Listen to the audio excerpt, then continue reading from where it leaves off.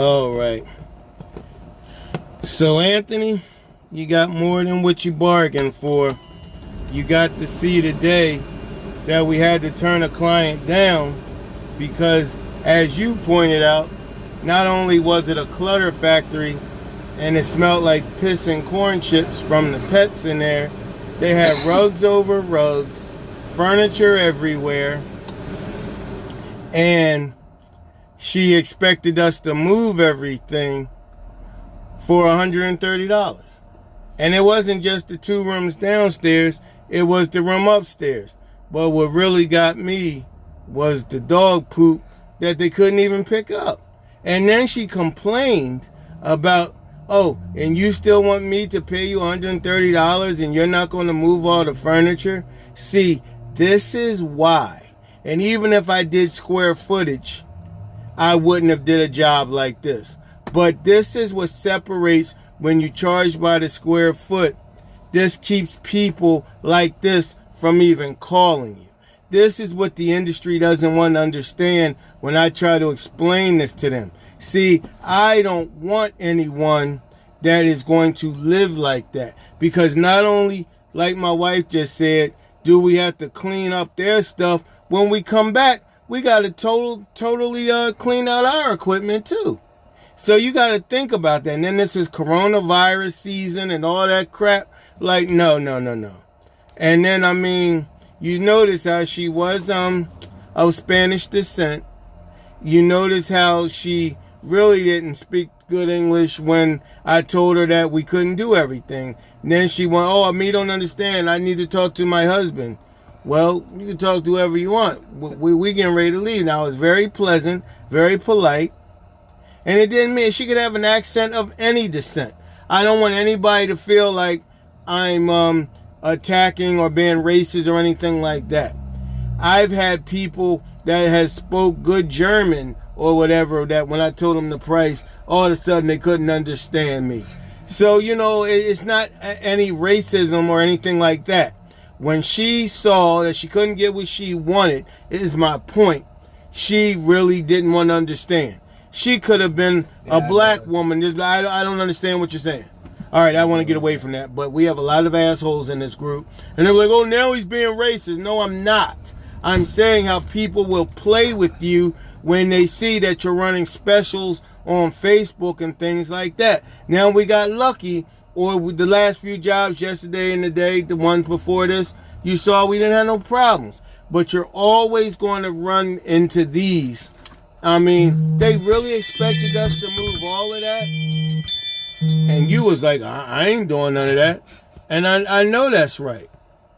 Yeah, I didn't even mean to answer for you as far as no furniture. That's fine. That's fine. Never be hard up for $1 when it's going to take away your respect and what you're trying to accomplish. It's bad enough this industry is not respected because of a lot of the jerk-offs we have in this industry. So, I mean, I'm just trying to tell you that it's just like that, and you really are getting your money's worth, because like you saw right away, you were trying to be nice and tell the lady. Then she tried to say, oh, I'll move everything. I got caught up with that before. They tell us they'll move everything. We wind up doing it on right, and then they be like, excuse me, sir. Can you help me with this? No. And then you're complaining about the price already? Nope. So you gotta know when you gotta walk away. And that's okay, because right while we were in here, it's another person that just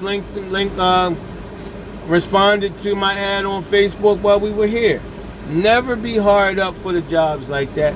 And if you answer the phone yourself, if you don't have someone else answering for them, you make sure, like I know my wife Janae told them, okay, everything has to be moved out the way, blah, blah, blah, blah, blah, blah, blah, blah, blah. And then when we get here, they act like they don't remember hearing none of that. That's fine. Just always be ready to backpedal. That means just backpedal your way right on out the door and be polite and just, oh, go ahead. And that's okay, because there's somebody around here that will go in there for a bottle of whiskey or wine or whatever, and they'll clean all that for her. Hence the word crackhead, but I'm not supposed to say that, right? But so that's what she wants, and that's what she can get. But when she came to my page on Facebook, no, you see all my reviews. You see the people you see the jobs I do. Yes, those jobs are bad, like the house we just did, but the house was clean. It wasn't cluttered. We got in there, we did the carpets, we got out of there. All of this is part of the Carpet Cleaning World University, man. Like, you get to learn what you got to do, and you're going to get to learn when you're going to walk away. And you... I was ready to walk away. Oh, my God. And you saw that poop on the carpet, you were good. You was like, and I was waiting for you to say, well, man, first of all, you got to come get this.